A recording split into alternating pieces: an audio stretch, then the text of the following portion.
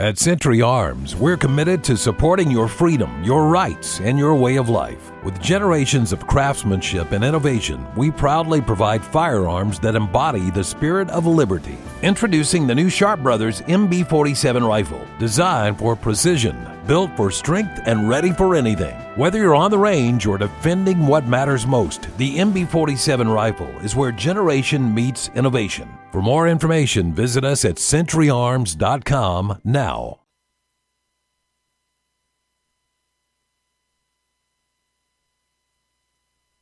I have come here to chew bubble gum and kick ass, and I'm all out of bubble.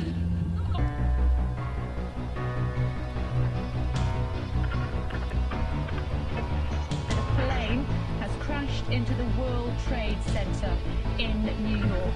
Trying to reconcile how Benghazi was not safe enough for the Federal Bureau of Investigation to go, but it was safe enough to leave a below-spec facility for our diplomats to stay in.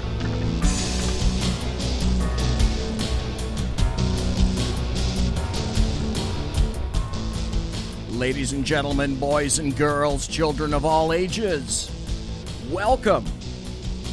Welcome one and all to the Bloviating Zeppelins, that's me, Berserk Bobcat Saloon, right here on the SHR Media Network. I opted for convenience to use my personal email account. I bet you which did. Was allowed by the State Department because I thought it would be easier. Snowball is going to be your bartendress tonight. She pours with the best of them, and the lava lamp is indeed lighted to my left, your right. If you happen to be watching on the SHR Media YouTube channel, if you happen to be watching on the SHR Media Facebook page live, and if you happen to be on High Plains Media's TV channel as well. Imagine that. We don't water our drinks just like we don't water a conversation. Politics, religion, crime, culture, economics, race, sex, science, law. We talk about it all here at the saloon. Nothing is sacred. The speech is free, but the booze is not. All we ask, one simple thing here in the saloon. Flush the toilet. Jiggle the handle. We don't want any overflows. Just had that last night. That was terrible, very bad. Don't forget to tip your waitress, please. So tonight, in the saloon, it just happens to be, oddly enough, Thursday, November the 16th.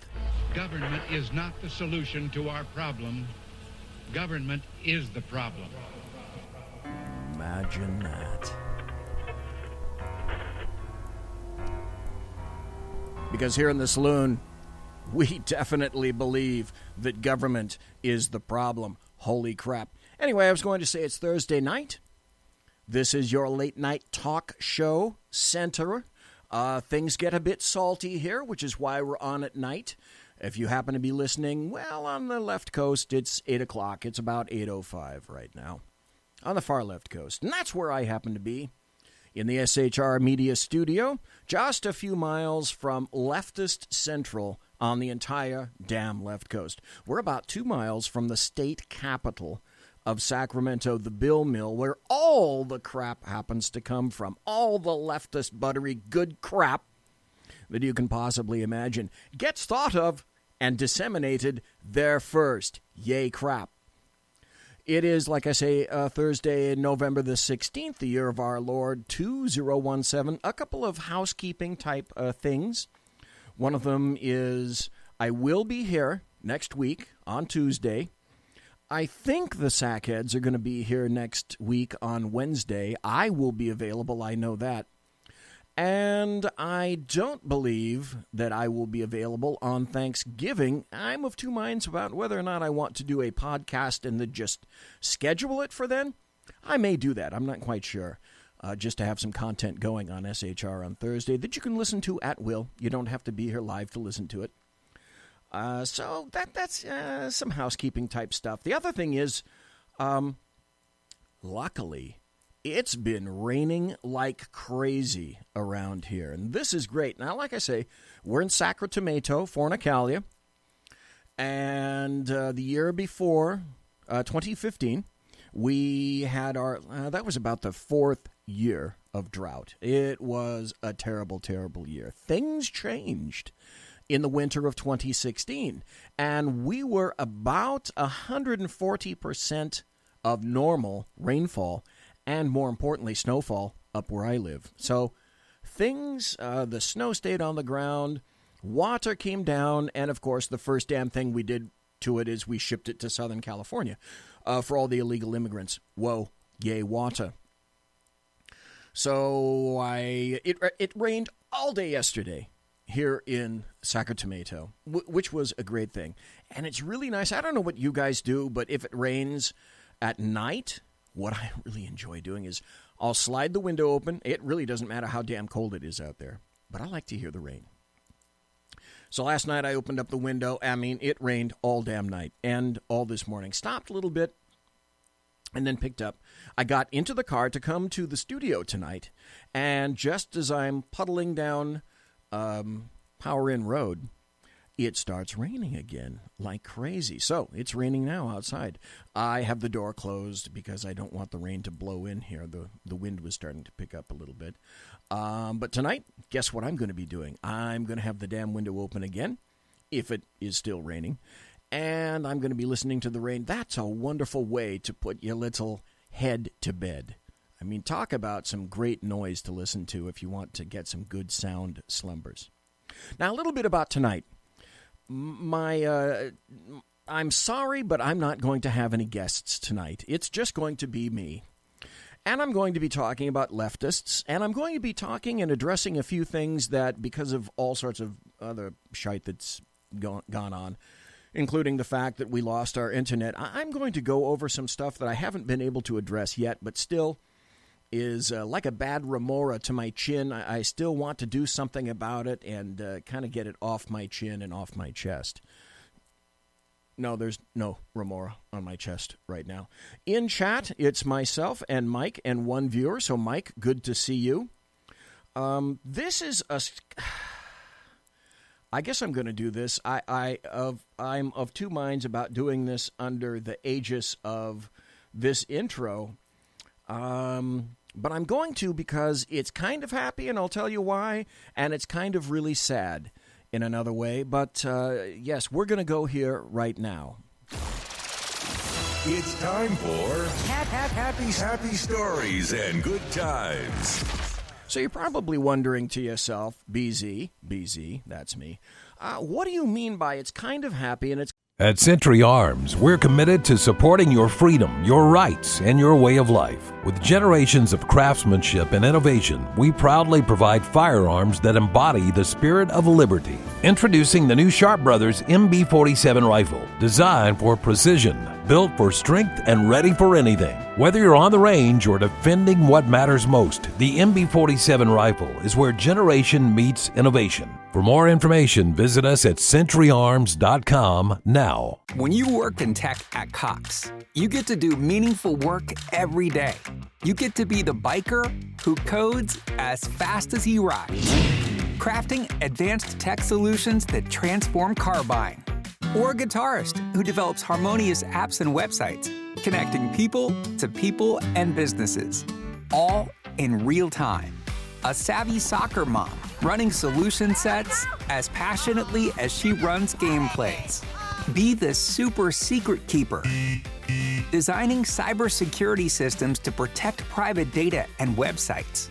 A planet protector, expanding EV battery life and inventing more ways to build a better future for all. When you work in tech at Cox, you get to do career-defining work that solves the greatest problems of our time. Join us and connect to work that improves lives, including yours. Learn more about our family of businesses at cox.career/tech. Kind of sad. I'll get to the happy part in a bit. I'll tell you the kind of sad part up front. This is from Daily Caller. The headline is, Doctors found parasites they'd never seen before inside the North Korean soldier who bolted at the DMZ. And you're thinking to yourself, okay, what's the dealio about that? The North Korean soldier who suffered multiple gunshot wounds during a brazen blitz into South Korea at the demilitarized zone remains in critical condition, according to South Korean reports. This guy ran across the DMV and got DMV. Jesus, I called it the DMV last night on Sackheads. Maybe the DMZ is like the DMV. I would submit it probably is, because my guess would be thousands of North Koreans are lining up to make that mad dash if they could. So I guess that's kind of like the DMV. In any event, during the DMZ, this guy ran across in the joint security area at the DMZ. His good buddies on the north side, because he's a North Korean soldier, fired 40 rounds. 5, listen to this, 5 of which hit him. He underwent multiple surgeries to remove the bullets and address infection. The soldier remains unconscious and is on life support in the intensive care unit at a South Korean medical facility where he's being treated by this really popular trauma surgeon of South Korea. Interesting also insofar as this guy did this not long after Trump got to South Korea. Kind of an interesting coinky-dink. I'm not quite sure. One issue in particular was the presence of several large parasites, the longest of which was 10.5 inches.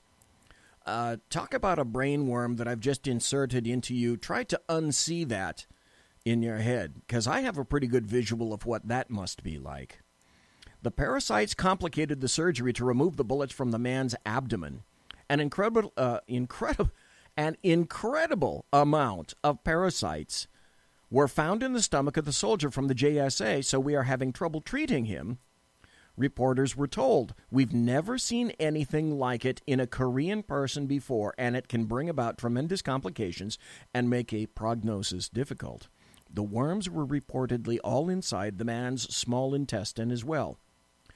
He goes on, we discovered parasites that are simply not found in people in this country. Now, that's the stipulation. In this country, meaning South Korea. Major differentiation, as you'll see. He said, I haven't seen them in my 20 years as a doctor except in textbooks. The parasites were reportedly roundworms, which are common in developing countries like North Korea, where crops are fertilized with human feces. In South Korea, no matter how poor you are, preventive measures are offered so that no such parasites can exist. It's unclear what North Korean soldiers are eating or the quality of the supplies provided. Boom. And that's my point. Happy stories insofar as, it's bad for this guy and it's bad for all the rest of the North Korean soldiers, but it's good insofar as what this tells me, this reveals a massive bit of insight into North Korea itself in terms of what are the actual conditions. Now, Pyongyang purposely is kept as a wonderful, stellar city that the North Koreans use to display, to have people coming in and see how wonderful, clean, allegedly modern, etc. it is. But that's just a falsehood. That's a massive falsehood. This, however, this situation with this soldier, that's pulled the curtain back. And that's telling you the conditions under which the North Korean troops are operating. So I am asking my first question, which is this guy unique, or is this something that's endemic throughout all of the North Korean military? And I'd say it's B. What that tells me is give these people an opportunity to somehow improve their condition, or perhaps overthrow Kim Jong-un. If you're keeping the people that protect you under these conditions, you cannot expect loyalty from folks like this, who may be looking to wonder why it is that Kim Jong-un looks like a butterball turkey, and the rest of them look like gaunt people, like walkers from The Walking Dead. I submit that's some pretty interesting insight. Now we're going to go into the politics. I kind of went over to the Asia for a while. Now we're going to come back to UK after this story, because there's a story that issues from the UK Daily Mail today that I discovered. And this gives you a great additional insight, and that's another reason that I'm bringing it here, to the mind of leftists and how much they value you when you, as an individual, no longer can do very much for them as leftists. We'll be going there in just a bit. But first, that I'm not quite sure. I haven't heard much of this. I initially heard it come out, but on a lot of the talk shows that I listen to on the radio and on TV, I have not heard much reference made to this. So here's an article from dailycaller.com, and the headline is, Dems introduce articles of impeachment against Trump. Now, wasn't it true that Maxine Waters says 45 has to go, 45 needs to be impeached, yada, yada, yada, Rentune. For all you Frank Zappa enthusiasts, that's a reference. But now you're actually seeing a bit of action on it. Well, what kind of action are you seeing? And the other thing you have to ask yourself is, what are the chances of something like this? Well, listen. A group of 6 Democrat House members introduced articles of impeachment against President Donald Trump Wednesday, claiming the president has violated federal law. Okay, which ones? The public trust. How is that? And should be charged with high crimes and misdemeanors. Now, that's the threshold under which people are charged with an impeachable offense in terms of the presidency. And that's the phrase that's used, high crimes and misdemeanors, which means that, well, they have to be. At Canik Firearms, we believe in the power of freedom. Freedom to protect, to defend, and to live confidently. That's why we're proud to introduce the Canik Mete MC9L and MC9LS, precision-engineered pistols designed for today's American. Whether you're carrying concealed or out at the range, the MC9L and MC9LS are built for accuracy, durability, and comfort. These pistols are the perfect blend of performance and dependability, because freedom isn't just a right, it's a responsibility. Canik, superior firearms. This podcast is sponsored by Talkspace. You know when you're really stressed or not feeling so great about your life or about yourself? Talking to someone who understands can really help.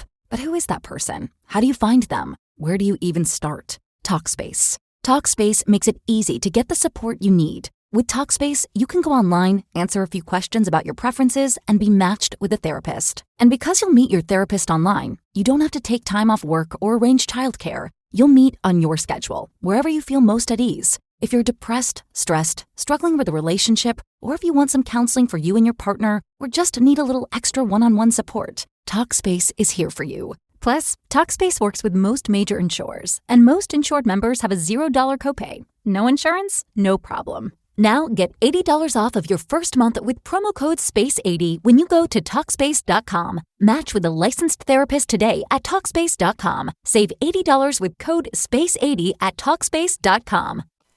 Actual crimes, and not things that you just don't like about Trump, or things that I don't trust the man, so we need to impeach him.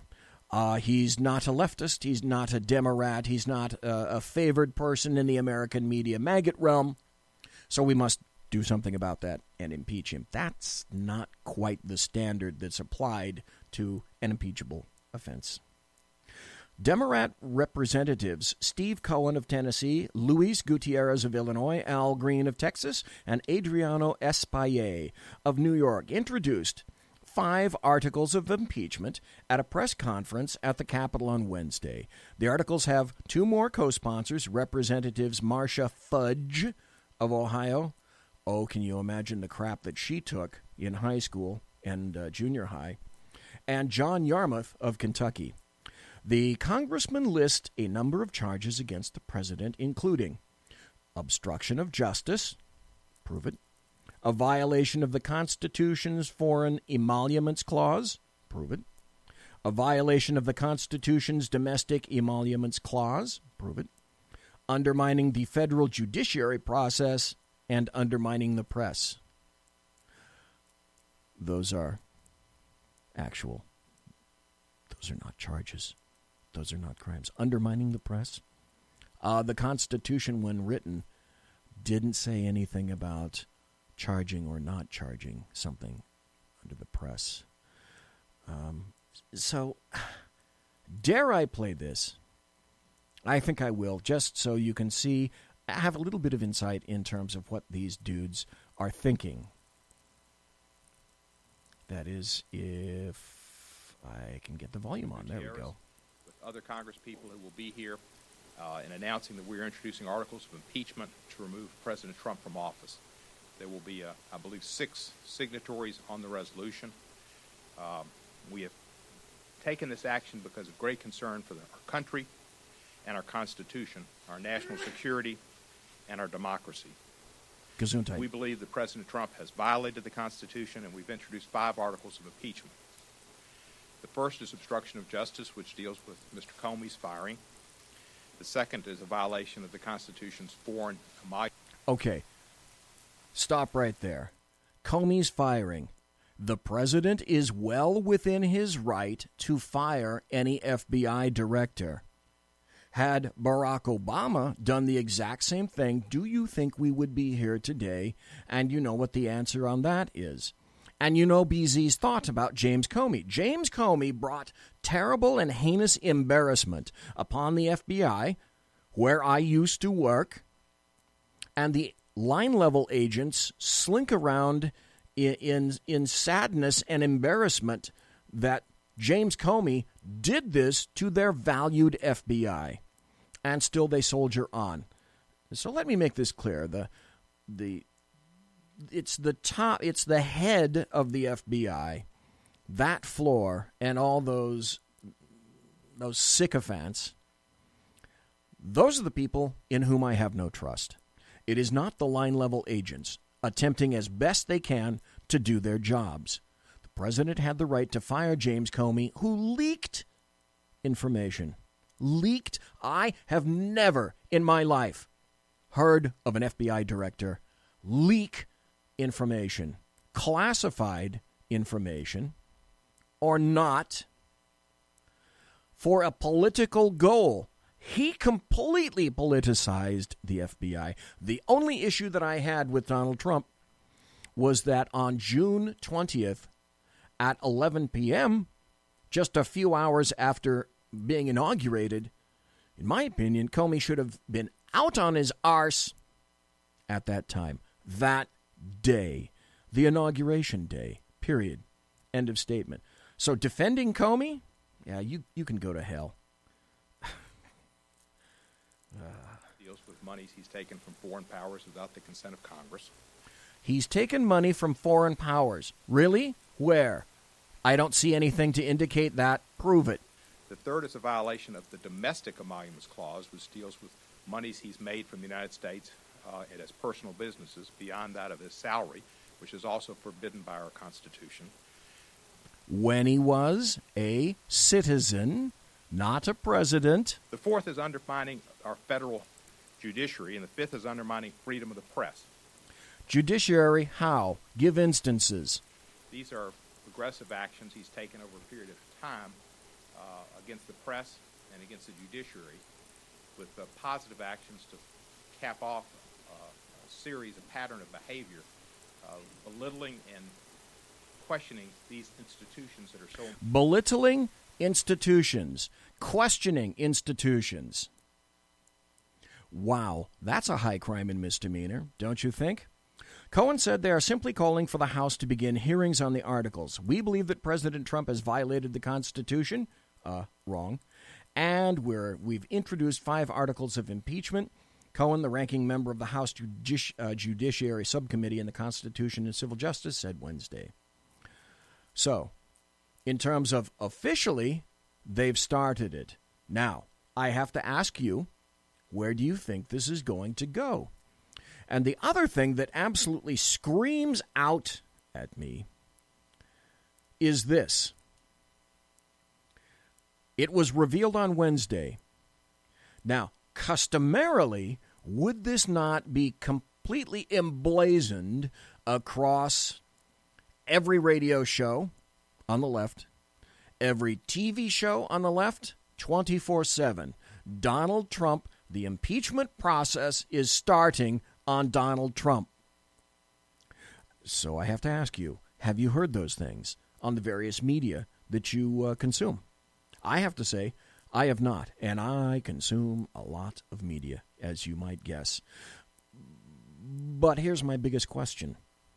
If we're not hearing it on the left, trumpeted day and night, because here's another thing we do know. If Mueller came out, special prosecutor Robert Mueller, if he came out tomorrow and said, I have conclusive proof of collusion with Trump and Russia, and Donald Trump got paid, there was some kind of a quid pro quo, do you think the media would drop that? Do you think that you would not hear that for the next week, 2 weeks, all the time, 24/7? So, at Century Arms, we're committed to supporting your freedom, your rights, and your way of life. With generations of craftsmanship and innovation, we proudly provide firearms that embody the spirit of liberty. Introducing the new Sharp Brothers MB-47 rifle, designed for precision, built for strength, and ready for anything. Whether you're on the range or defending what matters most, the MB-47 rifle is where generation meets innovation. For more information, visit us at centuryarms.com now. Hey there, Ryan Reynolds here. It's a new year, and you know what that means. No, not the diet. Resolutions. A way for us all to try and do a little bit better than we did last year. And my resolution, unlike big wireless, is to not be a raging and raise the price of wireless on you every chance I get. Give it a try at mintmobile.com/switch. $45 upfront payment required, equivalent to $15 per month. New customers on first 3-month plan only. Taxes and fees extra. Speed slower above 40 gigabytes on unlimited. See mintmobile.com for details. With the lack of coverage by this of the leftists, this tells me their heart ain't in it. And it also tells me this is going nowhere. And it also tells me this is a show. It's theater. It's kabuki theater. It's theater of the absurd. Going back again and again, but I'm going to remind you of it, that the Democrats, leftists, and the American media maggots have not yet transitioned mentally from November 8th to November 9th. That's where Hillary had her memes. Last time on the show, at the very end of Tuesday's show, I went over and revealed 27 ways that Hillary Clinton indicated that she lost the election. And it ranged from everything from misogynistic women to tidal pull and sunspots, and all 25 points in between. After that, 24 points in between. So it's this is standard. This is show. It's theater, and it's not going anywhere. If they were all in on this, leftists, if they were all in on it, you wouldn't hear any cessation whatsoever. And it would be pounded on all MSNBC, CNN, blah, blah, blah, blah. And it's not. And what you don't see or hear is frequently as telling as what you do see and hear. Now, we're going to go across the pond. And I came across this in the UK Daily Mail. And I started reading it, and I thought, okay, well, this isn't much, until I really paid attention to what it was saying. Now, the UK Daily Mail, generally UK media, tends to move left.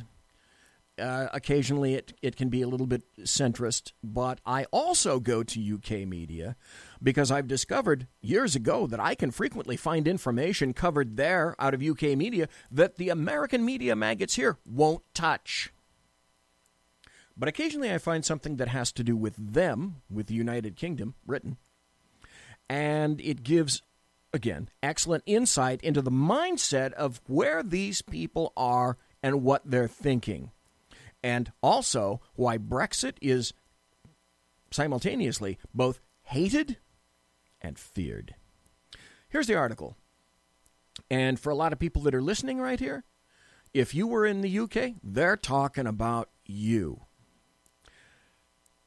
Headline, "You baby boomers are so selfish," says Cabinet Minister Sajid Javid. Boy, that's a mouthful. Say that 3 times fast. Blames housing shortage on mortgage-free elderly who are not facing up to the reality of the housing crisis. Okay, so at first blush, what I'm taking out of this, you correct me if I'm wrong, is he's saying that whatever housing crisis they're encountering in Britain is the result of somehow of selfish older people and the mortgage-free elderly. My first question, how did they get to be mortgage-free? Then these bullet points. Sajid Naveed is in charge, I think I got it that time, is in charge of housing policy and attacked the over 60s on Thursday. The minister said older people in the UK had no understanding of the problems. Oh, it will get better. He has piled pressure on Chancellor Philip Hammond before next week's budget. And the article goes like this. Baby boomers living mortgage-free stand accused of not facing up to the reality of how the housing crisis affects the young. Javid, who's in charge of housing policy, attacked the over 60s for resisting changes needed to kickstart house building. The community secretary claimed older people had, quote, no understanding of the problems and were living in a different world. But critics said his remarks were patronizing and divisive, do you think? Speaking in Bristol, the minister piled pressure on Chancellor Philip Hammond to release billions for housing in the next week's budget. Javid, a frequent critic of so-called NIMBYs. Now, a NIMBY, and I got about a minute. I may run this after the break. A NIMBY is an acronym for Not in My Backyard, NIMBY. So he's accusing NIMBYs. He said it was time to deliver moral justice for the young. I think that's a good time to take a break and cogitate on that one. Because what is this guy? Doesn't he sound to you a bit like another social justice warrior on the left in the UK? Anyone shocked besides me? We'll get back to this article. You are listening to the Bloviating Zeppelin's Berserk Bobcat Saloon, a radio show, right here on the SHR Media Network, the network that's fully functioning, and SHRmedia.com is up and running. Go there, quick like a bunny, and you can be in chat and talk, just like Mike is talking right now in chat. Folks, hang on. Come right back. Conservative media done right. You're listening to the SHR Media Network. Hey, it's Sean from the Sackheads radio show. Also one of the owners here at the SHR Media Network. Are you opinionated? Have you ever wanted to do your own show? Have you ever heard somebody like the Sackheads and go, yeah, I could probably do that better? Well, now's your chance. Send me a 5-minute clip at sackheadsradio@gmail.com, and maybe you can be part of the SHR broadcasting team. sackheadsradio@gmail.com. Times are dark. The people are misled by corrupt politicians, lied to by establishment media, and deceived by the false messages of Islam. A nation looking for direction needs a guide. It needs a man with a cane. I'm Dave Milner. Join me on Spreaker, SHR Media, Pundit Press Radio, and YouTube through the SHR Media page for a different kind of commentary on the unpleasant blind guy. Because the truth is not always pleasant. Hey, this is Mim from Freedom Fest, the world's largest gathering of free minds. Join your friends from SHR Media at the beautiful Paris Resort in Las Vegas, Nevada, July 19th through the 22nd for 3 amazing days of liberty-oriented discussion, investment advice, and the Anthem Film Festival. It's our big 10th anniversary, featuring keynote speaker William Shatner and Freedom Fest favorites, including Steve Forbes, Jim Rogers, Lee Edwards, David Boaz, Doug Casey, Dinesh D'Souza, John Stossel, Lisa Kennedy, Grover Norquist, Peter Schiff, and many more. Don't miss out. Register at freedomfest.com for $100 off the regular. At Canic Firearms, we believe in the power of freedom. Freedom to protect, to defend, and to live confidently. That's why we're proud to introduce the Canic Mete MC9L and MC9LS, precision-engineered pistols designed for today's American. Whether you're carrying concealed or out at the range, the MC9L and MC9LS are built for accuracy, durability, and comfort. These pistols are the perfect blend of performance and dependability because freedom isn't just a right, it's a responsibility. Canic, superior firearms. Registration rate when you use the all-caps code SHR Media. Featuring right thinking from a left brain and doing the job the American maggots won't. BZ is fundamentally changing America one diaper at a time. Just when safety pin manufacturers are running out of metal for the diapers of the leftists, where the speech is free, but the drinks are not. The bloviating Zeppelin's Berserk Bobcat Saloon can be heard every Tuesday and Thursday night, commencing at 11 p.m. Eastern and 8 p.m. Pacific, where pushback is a requisite art form in and of itself. Let your ossicles be truly liberated when you listen to the bloviating Zeppelin's Berserk Bobcat Saloon, only on SHR Media Network. No ferrets were harmed in the making of this ad. Conservative media done right. You're listening to the SHR Media Network.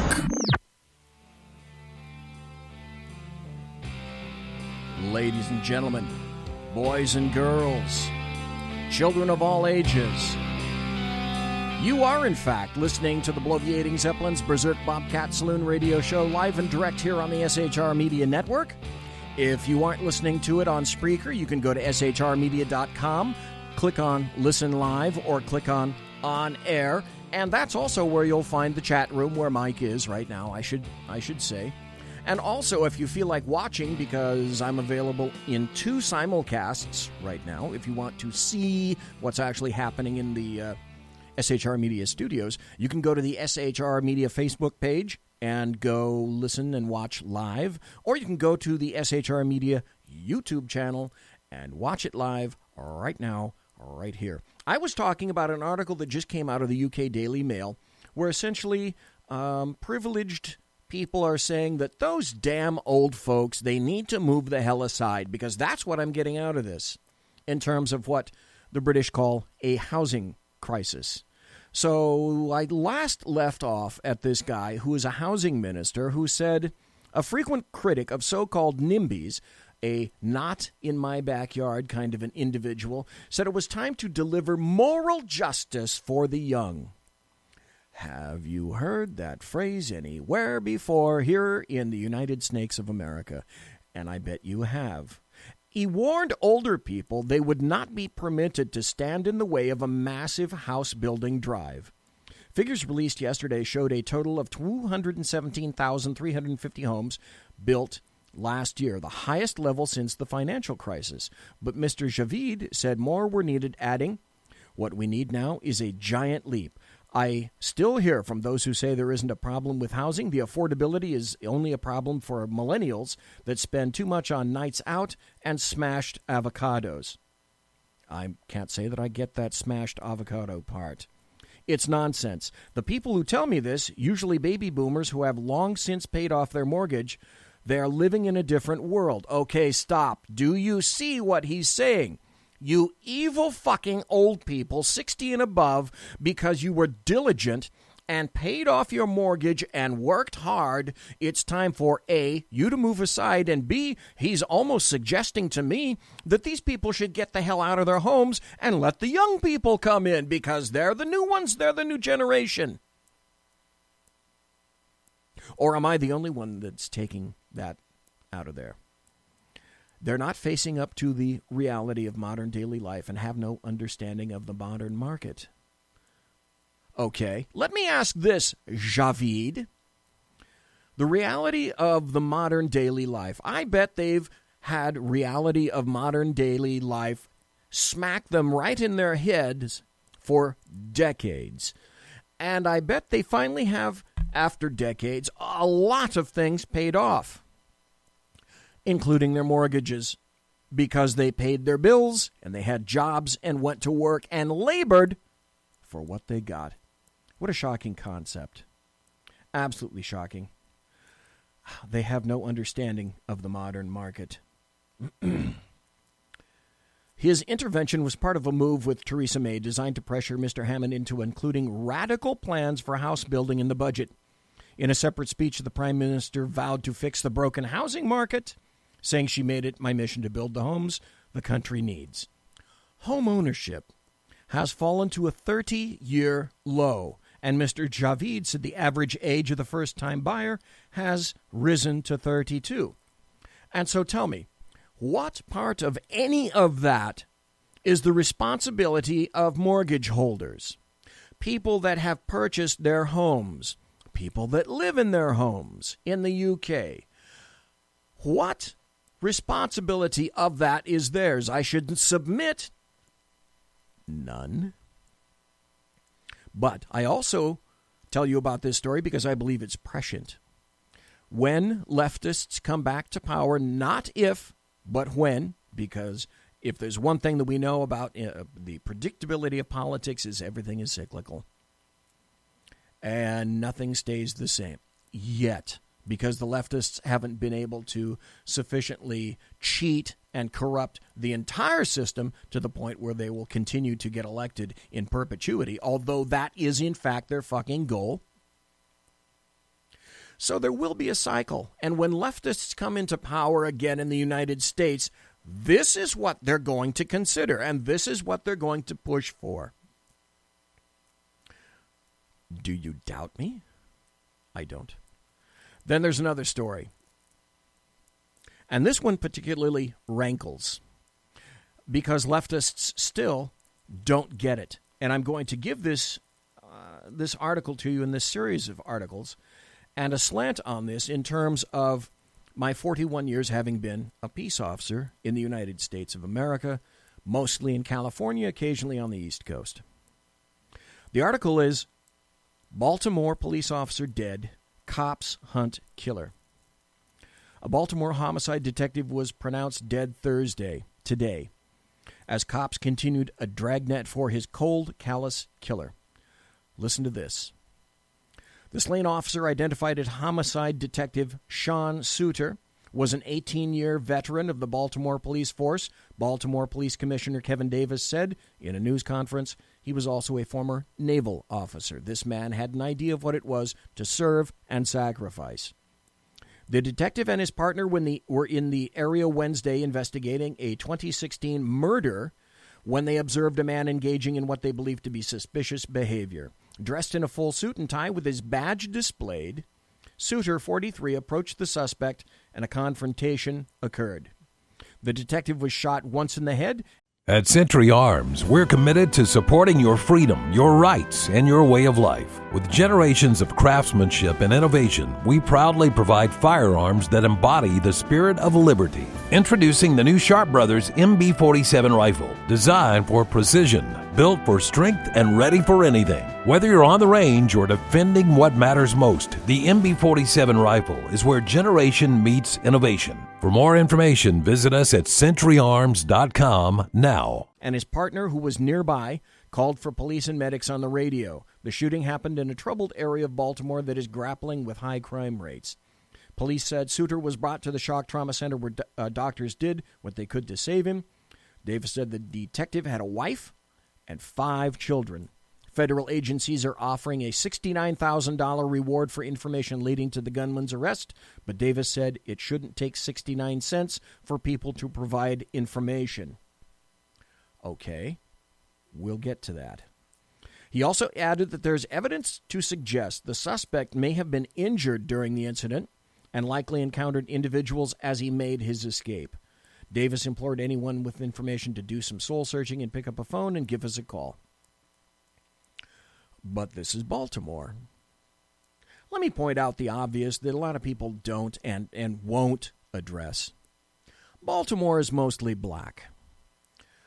At a time when there's such pushback, and I push back against that, that's what I do on this show, is point out the obvious, and damn me for doing it.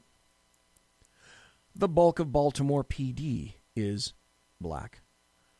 The bulk of the administration is black. the bulk of the city of Baltimore administration is black, and many of the residents are black. Did I mention this was a black officer in a predominantly black area? So my guess is they're probably not looking for a 74-year-old little Jewish shooter of this detective. So they have some problems.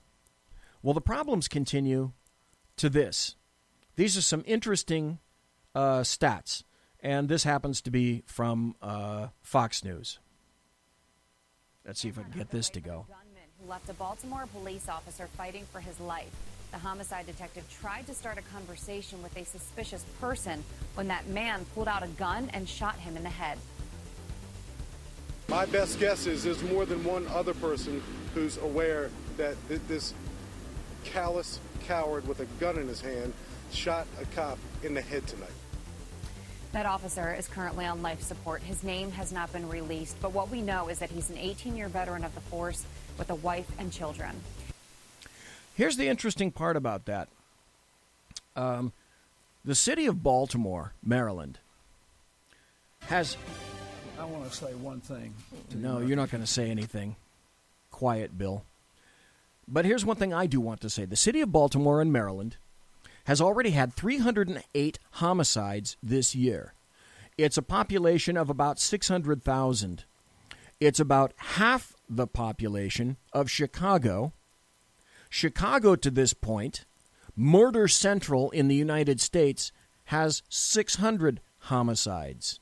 So they're at essentially the same rate in Baltimore of killings that's going on in Chicago. Why do you think this is? Because aren't these supposed to be oases of gun-free zones and oases of leftist, positive, progressive thinking? Because we all know Baltimore, Chicago, Illinois, Maryland, they've got some pretty serious gun laws on the books. Are they prosecuting these people as best they can? I'll let you answer the problem. But this is also another bit of an interesting perspective on the situation. Over the past 10 years, 2007, 282 homicides. 08, 234 homicides. 09, 240. 10, 224. It's going down. Do you see a trend? 11, 197. 12, 217. 13, 235 homicides. 14, 211 homicides. Here comes the big trend. I ask you, what happened in 2014 and 2015? Would that be Ferguson and New York and what I call basically the beginning of the Ferguson effect? So, in 2014, in Baltimore, 211 homicides. 2015, 344 homicides. 2016, 318 homicides. This is an upward trend, and it should be disturbing to everyone in Baltimore. 2017, 308 homicides, which is not including the death of this particular detective. So should it come to surprise you that Baltimore PD is having a problem recruiting officers? Should it surprise you that departments all across the fruited plain are having difficulty recruiting officers? What do we know about humans? Frequently, they can actually be intelligent. So you have to ask yourself, what's the motivating factor behind me as an individual deciding that I want to work for Baltimore PD, where I know a couple of things, particularly if I'm in Baltimore? It's got a high crime rate. Cops are getting killed. It's a small city with a big crime rate. It has a terrible crime problem. Baltimore doesn't seem to be very interested in doing much about this. I don't know anything about the DA's office, that I have to admit up front. And we also know that there's massive pressure on the police to take a hands-off policy because they are being accused consistently and have been since late 2014 and 2015 of the term over-policing. Well, after a while, and I've talked to cops about this for quite some time, and they're predominantly not going to tell you this, because it doesn't sound good. But after a while, they finally determined we're starting to get the message because we're consistently hit on the head with it, and it's not just a suggestion or a hint. People in power are telling us this. Back off. There are two types of police activity. There's just a response, and there's self-initiated activity. Self-initiated activity is being a police officer, a deputy sheriff, and you actually go to ground and you start looking for stuff. You start looking for quality of life issues. You start looking and peeking around in neighborhoods to see who's doing what, to whom, and for what reason. Gathering intel, making sure that you're taking care of your neighborhood and trying as best you can to find out who the bad guys are, and perhaps... At Century Arms, we're committed to supporting your freedom, your rights, and your way of life. With generations of craftsmanship and innovation, we proudly provide firearms that embody the spirit of liberty. Introducing the new Sharp Brothers MB-47 rifle, designed for precision, built for strength, and ready for anything. Whether you're on the range or defending what matters most, the MB-47 rifle is where generation meets innovation. For more information, visit us at centuryarms.com now. Perhaps even stop them before they commit a crime. Be on them. And there's a myriad of ways that you can do that. But cops these days are told that they over-police, so the Ferguson effect continues. And it continues to it has massive deleterious effects to all of these cities run by leftists. So they're hammering their police departments. Their police departments are responding. And guess what? Now you have Baltimore. And of course, for quite some time, you've had Chicago. As a result, the Baltimore Police Department has had trouble retaining officers. One report even found that in 2017, the city was operating with fewer officers than in any other time in the past 10 years. Why do you think that would be? Ask yourself this question, not necessarily linked, but in terms of people not understanding common sense. The NFL is leaking viewers, and you can look at the stands on Sundays and see that there aren't very many people in the stands anymore. Now, why do you think that may be? And at the same time, Major League Baseball was having a great year. But Major League Baseball players, by and large, were standing for the national anthem. Hello, Captain Obvious. Let's take Captain Obvious and introduce him to the Baltimore Police Department and the people that run it. Let's take Captain Obvious and introduce him to the mayor of the city of Baltimore, the mayor, Rahm Emanuel, of the city of Chicago, and all the people on the left, white and black, who run these cities, where blacks essentially are being piled up like cordwood. And they can do something about it, but they've decided predominantly that a hands-off policy by the police and handcuffing people with wool handcuffs because you wouldn't want to hurt their wrists, that's the way to handle it. And California, who has laws, Prop 47, which the massively ignorant voters passed, and Prop 57, which the massively ignorant voters passed, wow, you're seeing crime go up in California as well, where they've decided in their infinite wisdom in California that certain felonies are going to be reduced to misdemeanors so that the people who are convicted of these crimes can receive rehabilitation and try to move them out of the criminal justice process. What would one of those felonies be? Manslaughter. What about another felony? Oh, statutory rape. Well, that's rape. What the hell? Come on. That's not a serious crime in California. Certainly not in Southern California. Certainly not in Hollywood. Come on. Put your thinking caps on. In relation to Suter's death, the FBI Baltimore field office and the DEA's Baltimore field office are offering up to $60,000 for information that leads to the arrest. But what do we know about people that happen to live in these communities? They're not going to talk. Which is another reason, because you never help the man, and the police are the man.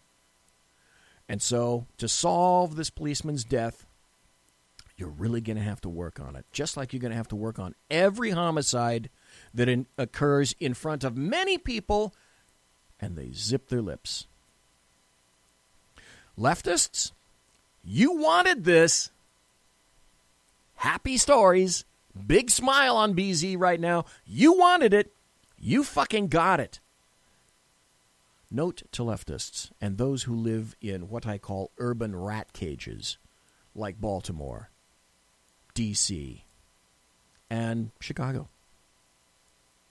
Note to them, it's going to get worse before it gets better. Baltimore mayor reacts to crime. I am deeply disturbed. Yeah, okay. And so what are you going to do about it? You're going to institute something like New York had stop and frisk? Would it shock you to know that when stop and frisk was at its highest point, crimes were getting solved. Bad guys were getting put into jails, and crime went down. My God, who saw that coming? Arresting people and putting them in jail, convicting them, and sending them to prison reduces crime. Please, Captain Obvious, come in, sit down, see if you can have a discussion with these people, because whatever they're talking about right now these days, it's not really working. Then, I happen to be listening. We're going to go back into politics, because I think I've beaten that. I'm very sorry to the family of Detective Suter, 5 children and a wife, a good man who served his country and then decided that he was going to serve his community as well. So my sympathies for the family and for the rest of the City of Baltimore Police Department. I'm sure that there are a lot of you that want to do your jobs, but you are now the ones who are handcuffed. Yay, leftism. I happen to be watching this. This is an article from Breitbart. I happen to be watching this when Shepard Smith said these things. Well, the article from Breitbart says, Fox News viewers demand Shepard Smith be fired after error-filled Uranium-1 report. And people are saying, send him to CNN. In the wake of Fox News anchor Shepard Smith's 6-minute fallacy-filled Uranium-1 fact-check rant on Tuesday, which I did see, and he was full of shit, social media is brimming with enraged Fox viewers calling for the network to dump the longtime host and send him back to CNN. Several left-wing and establishment media outlets reported some of the more searing social media screeds from fans of Fox, many of whom wish the cabler would part ways with its liberal broadcaster. So, Fox News viewers declare war on Shepard Smith for debunking Uranium-1 conspiracy. That's what the headline says in the left-wing salon. If I had the time to play it, and you can find it on the internet, and it's like I said, it's 6 minutes long, and I'm not going to take 6 minutes to play Shepard Smith, because I think you already have an idea for which team he already plays. And it's not centrist, and it's not leaning to the right. So, Shepard Smith, I heard you state lie again and again and again, and there are consequences for lying. You may or may not suffer them, I don't know. But if you think that Shepard Smith on CNN is going to give you anything even remotely close to facts, you would be seriously wrong.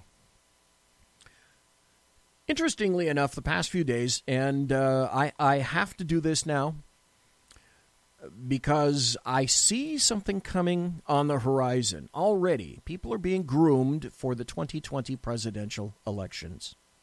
And the Republicans are screwing up by the numbers left and right. But one of the individuals that it looks to me quite openly is making a fairly concerted attempt to get more attention, more media attention, because I believe that he is seriously considering running for president in 2020, and that's our friend Uncle Joe, Slow Joe Biden. So here's what Uncle Joe said just the day before yesterday. He said the First Baptist Church hero shouldn't have had a gun in the first place. And my initial response to that is, are you fucking kidding me? You actually read that correctly. The man who, in every sense, was the guy responsible for stopping Devin Kelly, the guy that was the murderer of the November 5th church shooting in Sutherland Springs in Texas, in which 28 persons were killed. He was singled out on yesterday, by former Vice President Joe Biden, and not necessarily in a good way. Joe Biden says Texas church shooting hero Williford never should have owned an AR-15. Here's the article.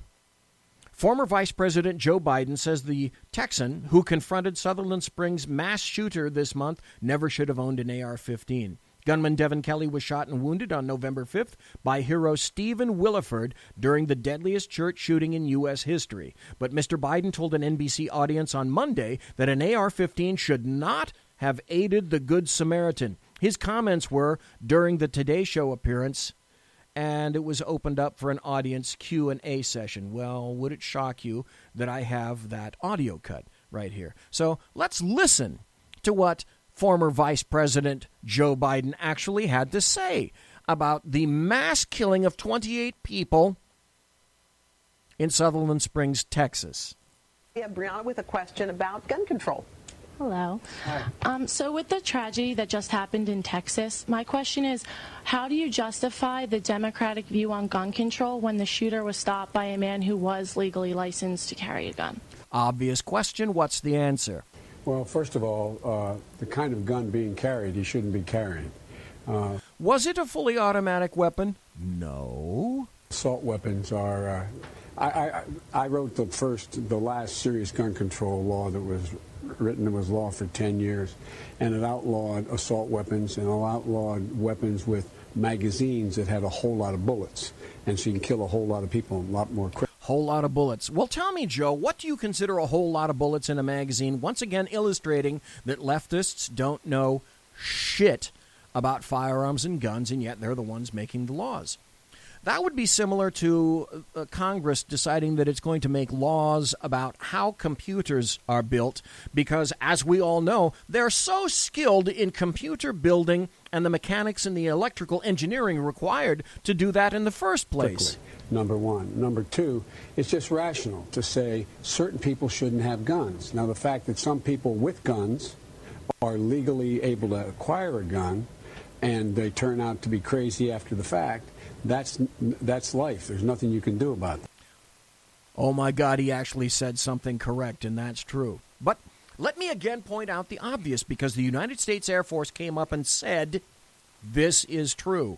I stated last week that it was the United States Air Force's problem. They did not input the information into the appropriate database so that when Devin Kelly went to go purchase a gun, it would have come back on that database saying that he is not eligible to purchase a gun, and then the laws would have worked, and this would not have happened. We have the Second Amendment. Fucking deal with it. And then to the United States government, the government that everyone hangs their hat on and says, it's such a wonderful government and everything they do is so perfect. Well, okay, that is until the government itself fucks up. You're only as good as the information that you get. And there was no information from the United States Air Force that anyone could input about Devin Kelly. Do you think that's maybe a bit of a mistake? I certainly do. Conservative media done right. You're listening to the SHR Media Network. Hey, it's Sean from the Sackheads radio show. Also one of the owners here at the SHR Media Network. Are you opinionated? Have you ever wanted to do your own show? Have you ever heard somebody like the Sackheads and go, yeah, I could probably do that better? Well, now's your chance. Send me a 5-minute clip at sackheadsradio@gmail.com, and maybe you can be part of the SHR broadcasting team. sackheadsradio@gmail.com. Times are dark. The people are misled by corrupt politicians, lied to by establishment media, and deceived by the false messages of Islam. A nation looking for direction needs a guide. It needs a man with a cane. I'm Dave Milner. Join me on Spreaker, SHR Media, Pundit Press Radio, and YouTube through the SHR Media page for a different kind of commentary on the unpleasant blind guy. Because the truth is not always pleasant. Hey, this is Mim from Freedom Fest, the world's largest gathering of free minds. Join your friends from SHR Media at the beautiful Paris Resort in Las Vegas, Nevada, July 19th through the 22nd for 3 amazing days of liberty-oriented discussion, investment advice, and the Anthem Film Festival. It's our big 10th anniversary, featuring keynote speaker William Shatner and Freedom Fest favorites, including Steve Forbes, Jim Rogers, Lee Edwards, David Boaz, Doug Casey, Dinesh D'Souza, John Stossel, Lisa Kennedy, Grover Norquist, Peter Schiff, and many more. Don't miss out. Register at freedomfest.com for $100 off the regular registration rate when you use the all-caps code SHR Media. Featuring right thinking from a left brain and doing the job the American maggots won't. BZ is fundamentally changing America, one diaper at a time. Just when safety pin manufacturers are... At Canic Firearms, we believe in the power of freedom. Freedom to protect, to defend, and to live confidently. That's why we're proud to introduce the Canic Mete MC9L and MC9LS, precision-engineered pistols designed for today's American. Whether you're carrying concealed or out at the range, the MC9L and MC9LS are built for accuracy, durability, and comfort. These pistols are the perfect blend of performance and dependability, because freedom isn't just a right, it's a responsibility. Canic, superior firearms. Running out of metal for the diapers of the leftists, where the speech is free, but the drinks are not. The Bloviating Zeppelin's Berserk Bobcat Saloon can be heard every Tuesday and Thursday night, commencing at 11 p.m. Eastern and 8 p.m. Pacific, where pushback is a requisite art form in and of itself. Let your ossicles be truly liberated when you listen to the Bloviating Zeppelin's Berserk Bobcat Saloon, only on SHR Media Network. No ferrets were harmed in the making of this ad. Conservative media done right. You're listening to the SHR Media Network.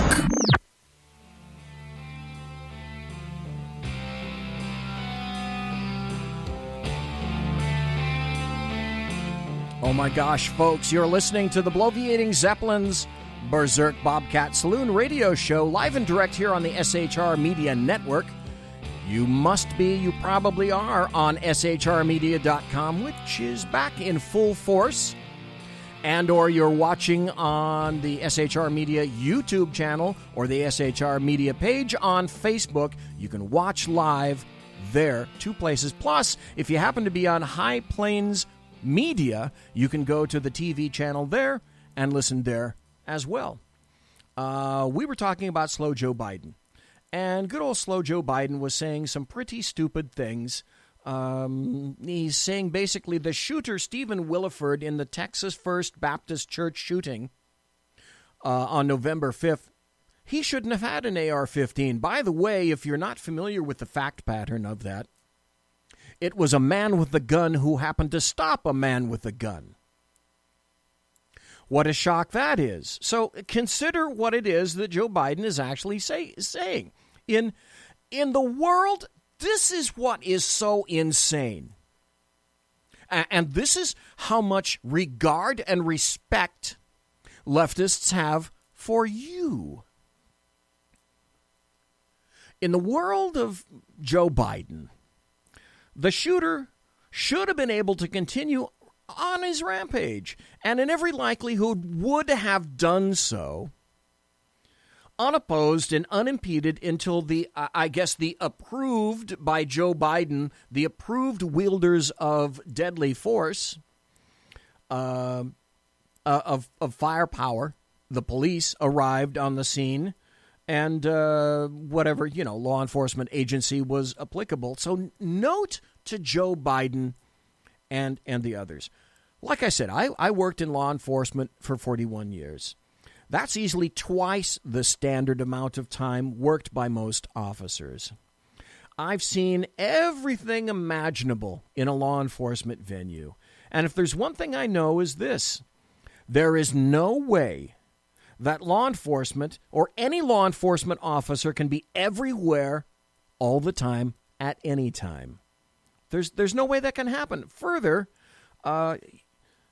what is that? That's a police state. If you had something like that, I wouldn't want a police state. And I was the police, so to speak. I wouldn't wish that on anybody, and I wouldn't wish that on any nation.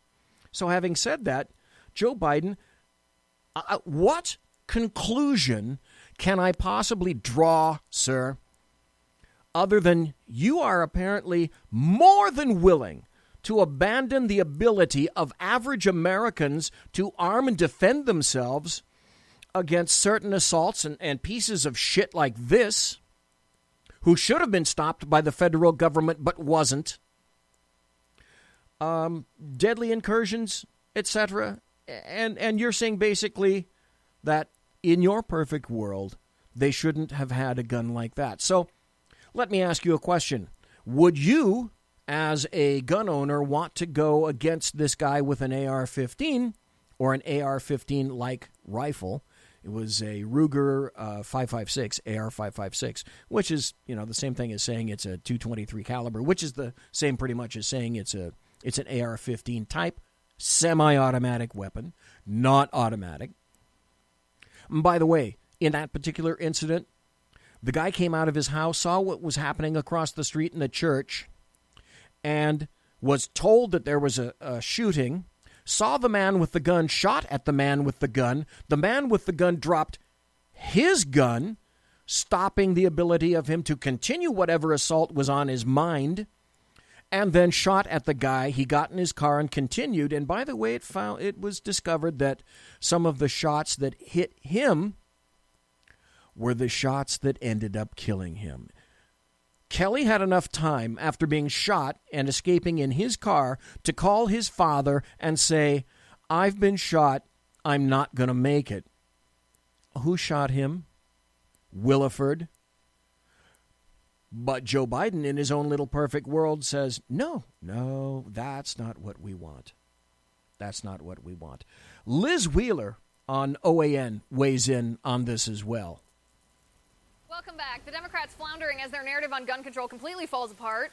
Joe Biden slams the hero who stopped the Texas church massacre.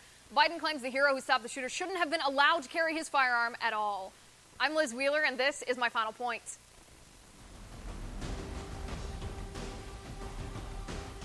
Okay, so whenever a Democrat and a conservative debate gun control, Democrats immediately regurgitate this talking point, that they just want common sense measures to fight gun violence. Sure. They don't want to take people's guns away, they say. Right. Nonsense. Do not believe Democrats when they peddle that garbage, because this... By the way, stop. I'm going to have a post that I'm going to complete probably either tomorrow or over the weekend that we will discuss on Tuesday, where I've done as much research as necessary to discover that when any leftist ever tells you that the end goal is not gun confiscation, I tell you in one succinct word: bullshit. That's the exact goal. Is Joe Biden claiming that the hero who stopped the Sutherland Springs, Texas shooting shouldn't be allowed to own that gun. So with the tragedy that just happened in Texas, my question is, how do you justify the Democratic view on gun control when the shooter was stopped by a man who was legally licensed to carry a gun? Well, first of all, the kind of gun being carried, you shouldn't be carrying. Assault weapons are... I wrote the last serious gun control law that was written. It was law for... So you have to ask yourself, what's wrong with the AR-15? And I can tell you, in just a few words and sentences, one of the primary reasons why the AR-15 is so vilified and hated. It's black.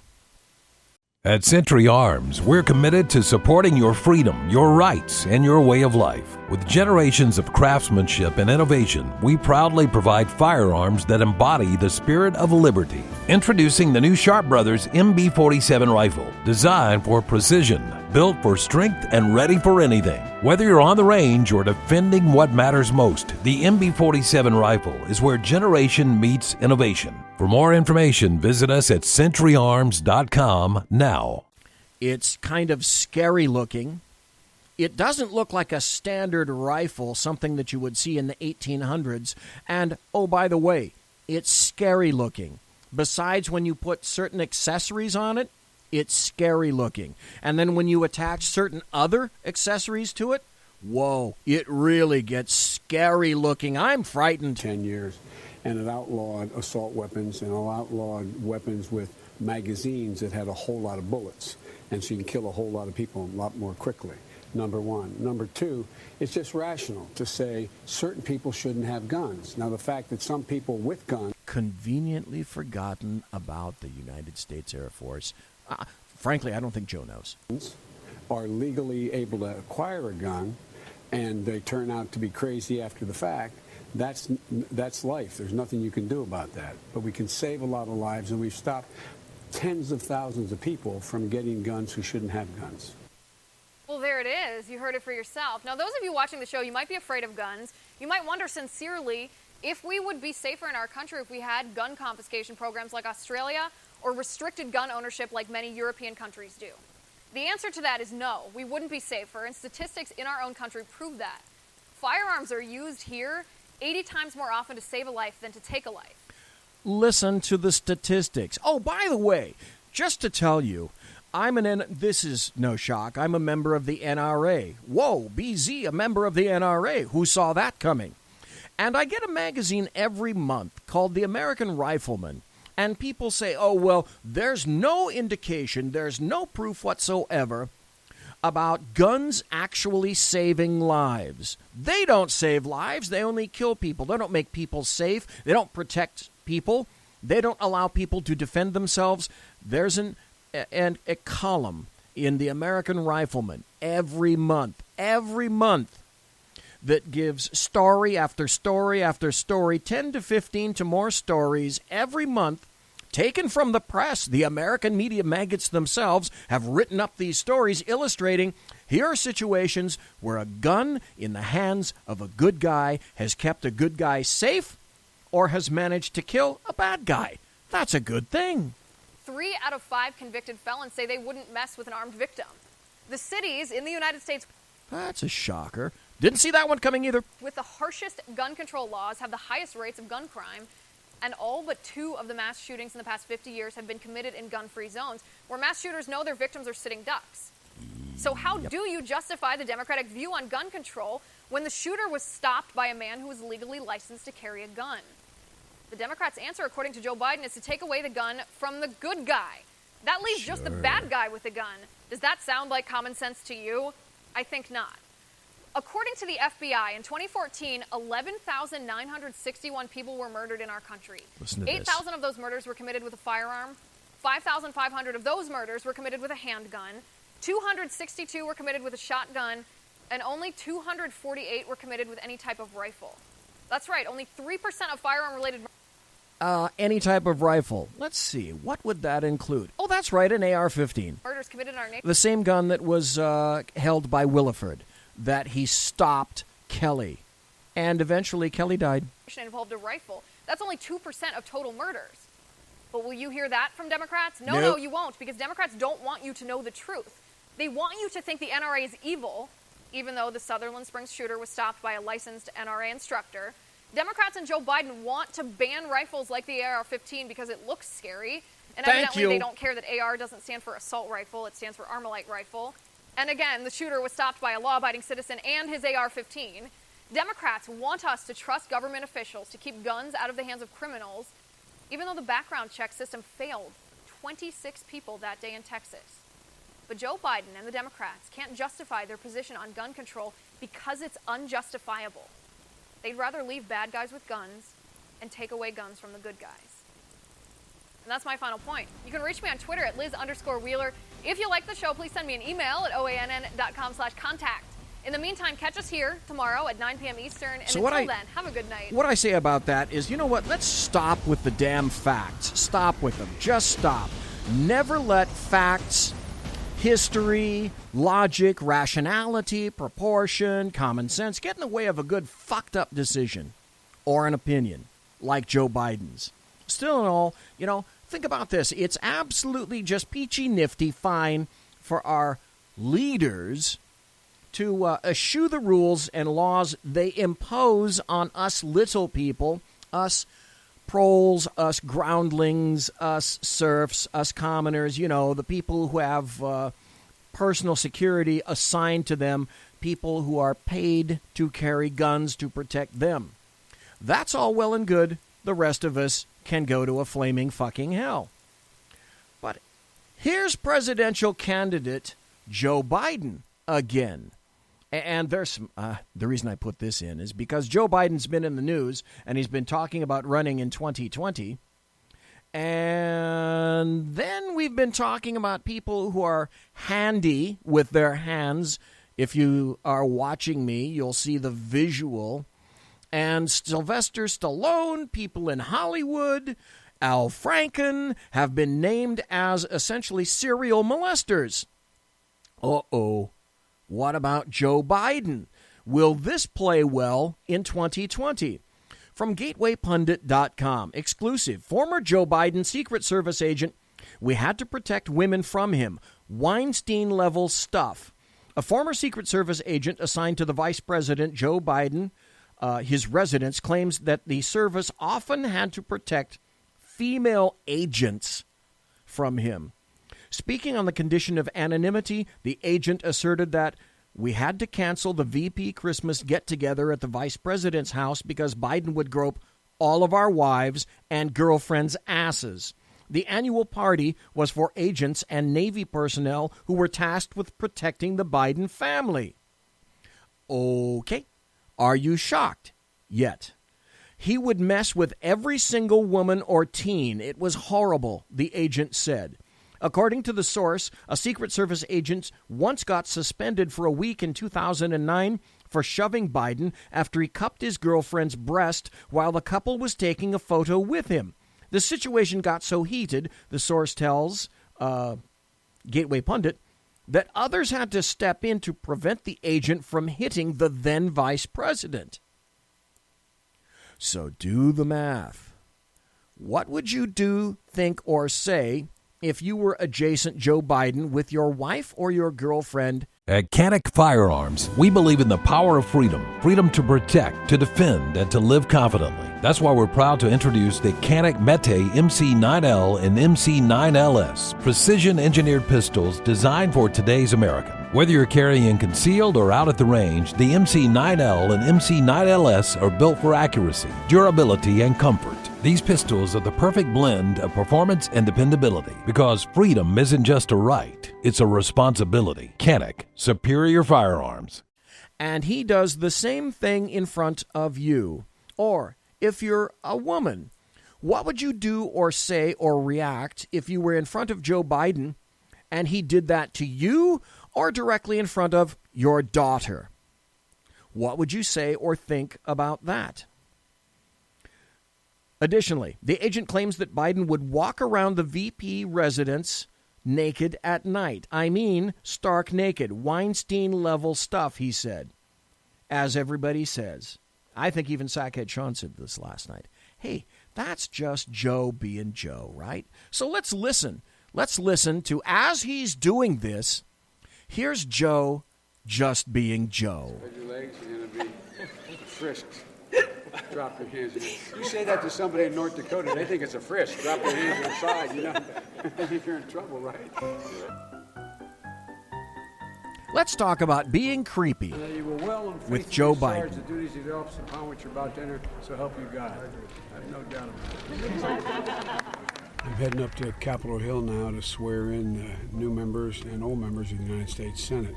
And as Vice President, it's one of the great opportunities I have. I loved the United States Senate. It was a collegial place. It had as many friends in the Republican Party as the Democratic Party. And today is a really special day. Thanks to give out. Listen. Here, first and foremost, to my perfect wife, Stephanie, my wonderful son, Will, and my daughter, Ava, already mentioned. Taking a selfie with White Tiger in New York. Now there's a woman taking a selfie with him. Hey, Charlie, give him that kid smile. Bears, I need a hug, kid. Come on. I need a hug. God love you. It's your reputation.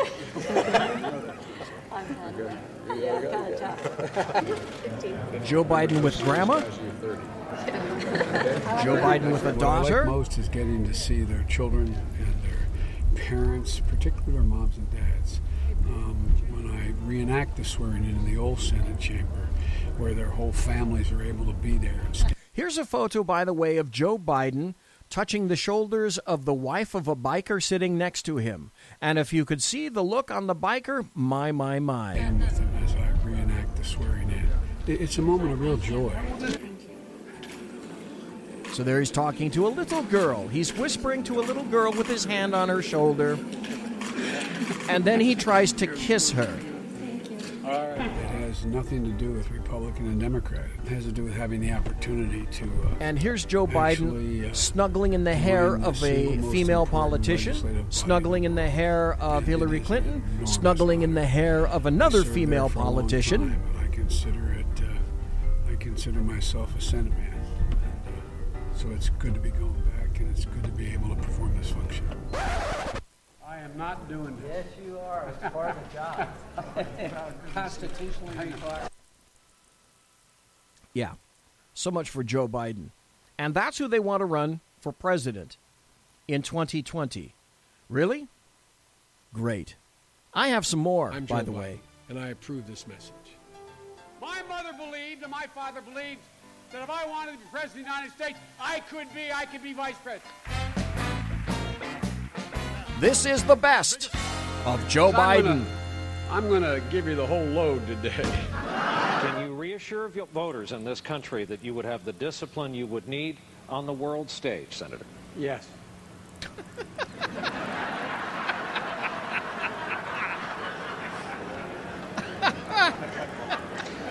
Thank you, Senator Biden. Barack Obama has offered the number 2 spot on the ticket to Democratic Senator Joe Biden of Delaware. Faithfully discharge The duties of the office on which I am about to enter. the duties of the office upon which I'm about to enter. So help me God. So help me God. Thank you, Mr. Justice. A man who will be the next president of the United States, Barack America. Hillary Clinton is Barack America. more qualified than I am to be vice president of the United States of America. And quite frankly, it might have been a better pick than me. We're going to cut through the liquor section. Tens of millions of Americans will be a Oh, by the way, he was with a black chick, and he says, we're going to cut through the liquor section. whole lot healthier from this moment on. Ladies and gentlemen, the President of the United States of America, Barack Obama.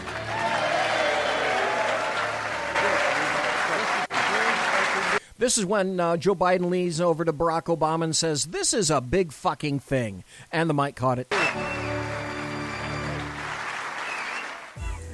Look at what they value and look at their budget and what they're proposing. Romney wants to he said in the first 100 days, he's going to let the big banks once again write their own rules. Unchain Wall Street. By the way, this is Joe Biden pandering in front of a black crowd. Just thought you should know. Now listen. They're going to put you all back in chains. You got the first sort of mainstream African American who is articulate and bright and clean and nice looking guy. I mean, that's a storybook, man. See, that's Joe Biden saying, you got the first mainstream African American who is articulate and bright and clean and a nice looking guy. Hey, that's Barack Obama. Thanks, Joe. Taoiseach knows a lot about it. His mom lived in Long Island for 10 years or so. God rest her soul. And although your mom's still alive, as your dad passed. God bless her soul. Thanks, Joe. And I promise you, as I told my wife, we live in an area that's wooded and somewhat secluded. I said, Jill, if there's ever a problem, just walk out on the balcony here or walk out, put that double-barrel shotgun and fire 2 blasts. outside the house. Buy a shotgun. John's last... Okay, AR-15 bad, shotgun good. What the fuck? minute economic plan does nothing to tackle the number one job facing the middle class. And it happens to be, as Barack says, a three-letter word, jobs. J-O-B-S, jobs. A three-letter word. Even call centers, which rushed overseas in the hundreds of thousands. How many times you get the call? I'd like to talk to you about your credit card. And I am so proud to stand alongside someone who knows the value of a community college education. Jill is probably right. I think I'd have the same attitude did I not sleep with a community college professor every night. The same one. Okay, I think we've heard enough of Joe. Now I want to talk about... Oh, let me preface this. I'm in the process right now... Thank you, Joe. You can go away now. I'm in the process of attempting to contact a former individual who was running for the House of Representatives. She is an immigrant from China. Her name is Lily Tang Williams. The Sackheads radio group, Sackheads Clint, Sean, and I met her at Freedom Fest in 2016 and 2017. She has an incredible immigrant story to tell. I'm in the process of trying to get her on the show so she can talk about all the hardships that she went through and why, after encountering all of those, she completely understands and loves and adores the United States of America. She is a libertarian. Well, that's another reason that we go to Freedom Fest. So she'll be coming on the show because of this. Here's an article from the Washington Times. Millennials.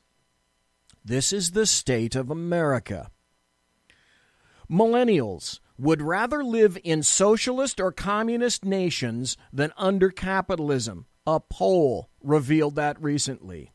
This troubling turn highlights widespread historical illiteracy in American society. Step in, Captain Obvious. The majority of millennials. Now, this is interesting because it's making a distinction, and it's somehow a distinction with a difference, which I will get to.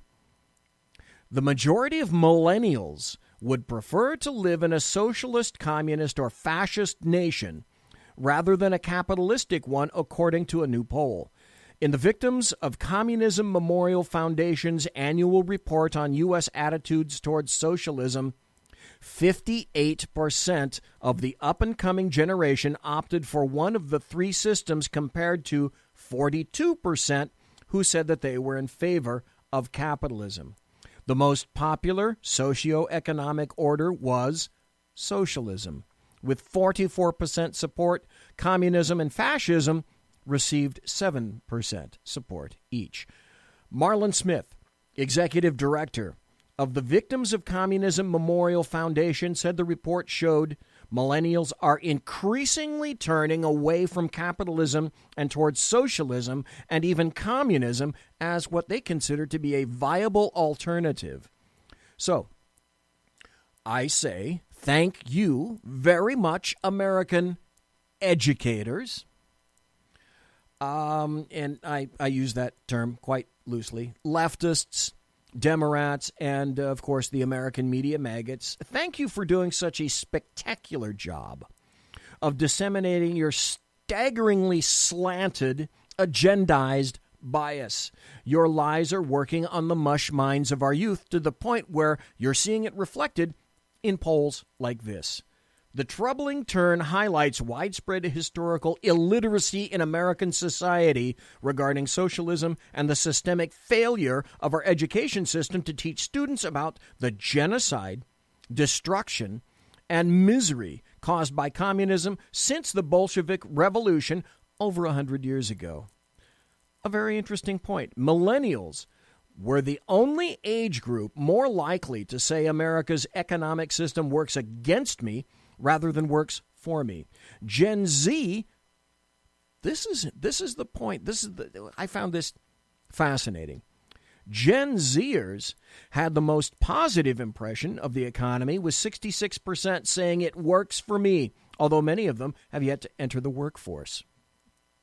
on that note, we recently noted, and this all came up because communism basically, celebrated, I guess you could say, use that word, 100 years.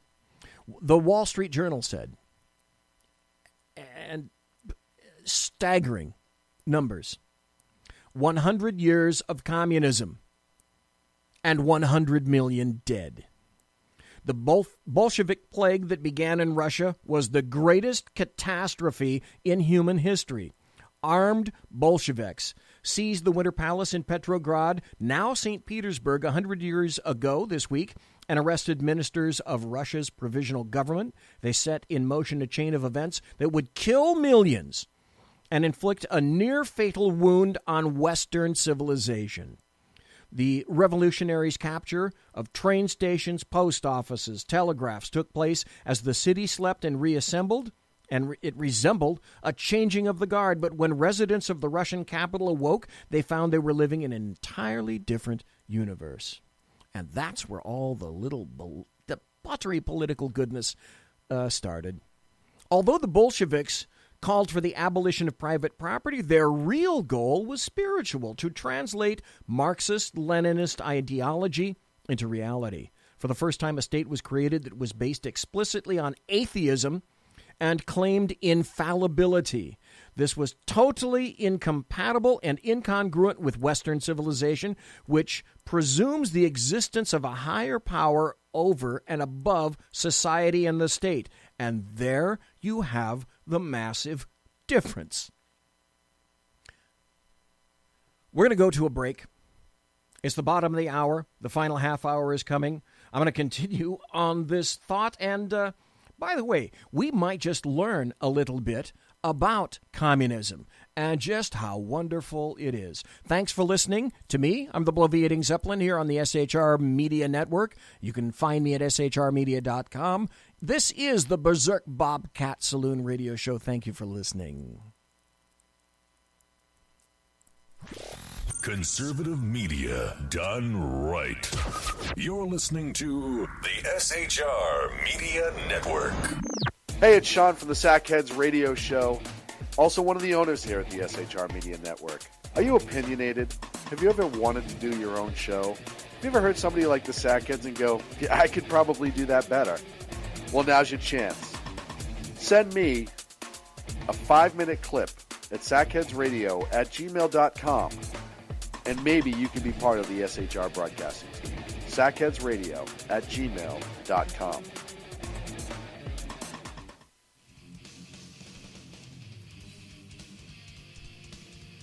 Beware, the Jersey Takeover is here. Every Monday through Friday, 9 p.m. to 11 p.m. Eastern Standard Time, you can catch Reaver Common Sense Show hosted by Jersey Joe, right here on shrmedia.com. Only Jersey can deliver hell like no one else. So consider this your fair warning.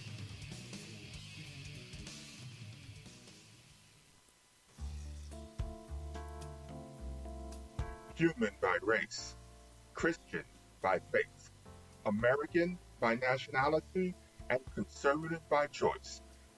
At Century Arms, we're committed to supporting your freedom, your rights, and your way of life. With generations of craftsmanship and innovation, we proudly provide firearms that embody the spirit of liberty. Introducing the new Sharp Brothers MB-47 rifle, designed for precision, built for strength, and ready for anything. Whether you're on the range or defending what matters most, the MB-47 rifle is where generation meets innovation. For more information, visit us at centuryarms.com now. When Ralph J. Chittum Sr.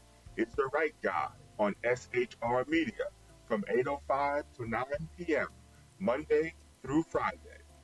And if on the rare occasion I am ever wrong, I will still always be right. The right guy on SHR Media. Power brokers use corrupt politicians, deceptive Islam, and lies from establishment media to turn the once shining city on a hill into the city of the blind.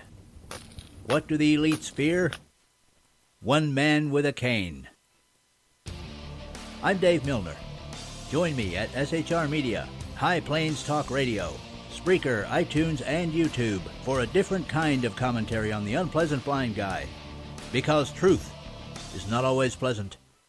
Hello, I'm Tim Hart. I'm the guy BZ hires, due to his shameless contract with the SHR Media Network, to voice his promos. He'd like me to tell you that the Bloviating Zeppelin's Berserk Bobcat Saloon radio show can be found on SHR Media Network, Spreaker, and YouTube every Tuesday and Thursday night at 11 p.m. Eastern and 8 p.m. Pacific, featuring right thinking from a left brain and doing the job the American media maggots won't. You'll find that the speech is free, but the drinks are not. There, in the saloon, just when safety pin manufacturers are running out of metal for the diapers of the leftists, BZ is sending his personal drones of freedom into the wheelhouses and ossicles of lovers of sovereignty and liberty nationally and globally. Broadcasting behind enemy lines in occupied California, BZ swears that no rights were harmed in the making of this promo. This is Jersey Joe, host of the Reverb Common Sense, and you're listening to SHRmedia.com. You are, in fact, listening to SHRmedia.com. This is the Bloviating Zeppelin on the Berserk Bobcat Saloon radio show, Late Night Radio. Here it is, one and all. I was talking to you earlier about the 100-year celebration, I guess, if you will, of communism, because that communism is such a wonderful thing, to the point that most millennials now are saying that they would rather communism, socialism, or fascism over capitalism, according to the newest poll. So what we found out about communism is that it is completely incompatible with Western civilization. It backs atheism. It presumes the existence of a higher power over and above society and the state. God is where we get our rights.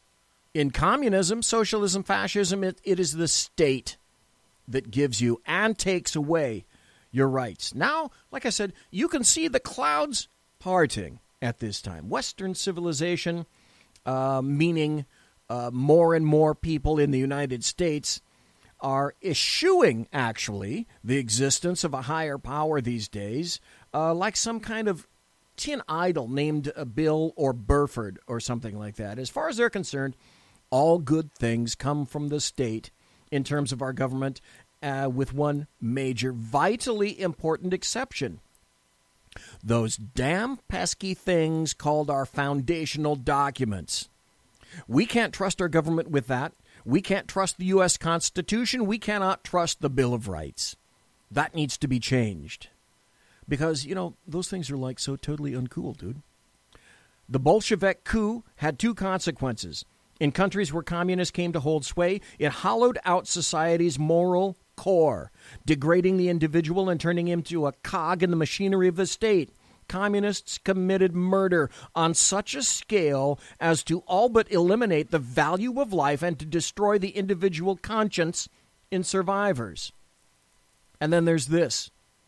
In a 1920 speech to the Komsomol, Lenin said that communists subordinate morality to the class struggle. Good was anything that destroyed the old exploiting society and helped to build a new communist society. Does that sound familiar to you?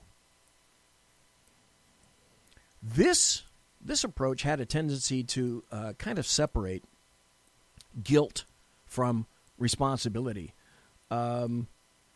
Martin Latis, an official of the Cheka, Lenin's secret police, in a 1918 instruction to interrogators, wrote this: "We're not waging war against individuals. We are exterminating the bourgeoisie as a class. Do not look for evidence that the accused acted in word or deed against Soviet power. The first question should be, to what class does he belong? Is that this that should determine his fate? What class do leftists belong?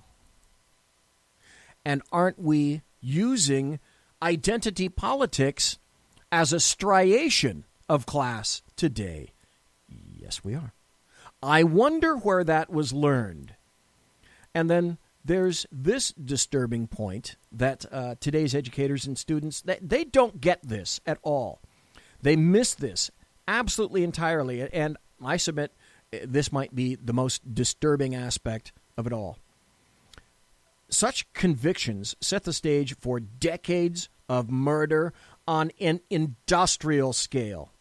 In total, no fewer than 20 million Soviet citizens were put to death by the regime or died as a direct result of its repressive policies. This does not include the millions who died in the wars, epidemics, and famines that were predictable consequences of Bolshevik policies, if not directly caused by them. The victims include 200,000 people killed during the Red Terror of 1918 and 1922, 11 million people dead from famine, 700,000 people executed during the Great Terror, 400,000 more executed between 1929 and 1953. 1.6 million people dead during forced population transfers, and a minimum of 2.7 million dead in the gulags, labor colonies, and special settlements. What is it that Stalin said? And you'll remember this, definitely. The death of one person is a tragedy. The death of a million is a statistic. Yay, communism. If we add the deaths caused by communist regimes that the Soviet Union created and supported, including those in Eastern Europe, China, Cuba, North Korea, Vietnam, Cambodia, the total number of victims is a staggering 100 million people killed by communism. Then this fact, and this isn't a suggestion, a hint, or a guideline, this is a fact. That makes communism the greatest catastrophe in all of human history. And this is what millennials want? Happy birthday, communism. This year marks 100 years since communism began. Street by street and building by building, the Bolsheviks took over. The first revolution was in Russia. In those fantastic days, the sun seemed to have risen at last. No longer would capitalists exploit workers. Now the people would prosper together under Lenin. By the way, you have kids and aunts, uncles, young kids who want to know something about their loving communism. Have them listen to this show. Some people resisted, so Lenin ordered them killed. You need to hang without fail, he said, so the public sees the death of the rich, the bloodsuckers. Stalin continued the killing. Does that sound familiar today? Millions of people starved because it turned out that when farmers can't control their property, they don't produce much food. Ukraine. Yet today, many leftists... By the way, there's a movie coming out about Ukraine. I'm going to go watch it when it comes out. I'm surprised that it's coming. Antifa activists carry communist flags. Some say, well, Russia just didn't do communism right. Aha! But when has anyone done it right? Right. The Chinese said they would make communism work. Instead, a mob of teenagers called the Red Guard lined up skeptics and executed them. Millions were murdered. Yet even after years of murder, many Chinese people still believe. Look at these people. They are crying, not because they're unhappy. They're crying with joy and excitement just because they got to see their leader. Just like North Korea. That was then, this is today. Chairman Mao. I was brainwashed for... By the way, this is Lily Tang Williams talking. She's the person I want to interview. Listen to what she has to say. Entire those school years, Mao was like a god to me. I could listen to him talking to me from the clouds. Just like a religion, right? But Chinese communism failed even the people who worshipped it. I was so hungry all the time. My uncle told me how to trap rats. But the prison, everybody's trying to catch rats. The rats run out too. It was horrible. It was horrible. Lily Tang was a little girl then. She loved Mao. Then he died. I really did not know what to believe. It's like I started to realize, was that lie? I was 12. You look at my picture when he died. I was wearing big black bed and crying my eyes out. But about 8 years later, I met a U.S. exchange student. Uh-oh. We made a dancing party. We started dancing. That type opened up. He said, Lee, come to my room next day. Visit. I want to show you something. He showed me a pocket constitution. He read to me first the paragraph, Declaration of Independence. It's like a light bulb came on. I said, I have rights. All men created equal. Doesn't matter which country, which race, which color. I have rights. He put something in my head. I come to America. My family all were crying when I left. I did not know anybody in the U.S., no friends in Austin, Texas, just sponsor. Lily came to America with nothing, but here she thrived. And last year, My name is Lily Tom Williams. she ran for U.S. Senate as a libertarian. She polled high enough to make the debates. By the way, if you don't know, John Stossel is a libertarian, and we met him at Freedom Fest this year, and we interviewed him. American citizen by choice. I got 100,000 votes. Her message was that life is terrible without freedom. I lived under single-payer system, socialist medicine for 24 years. It was total nightmare. After all my sufferings in China, my awakening process, this is what I was born to do. Before she became a libertarian, she became a Republican.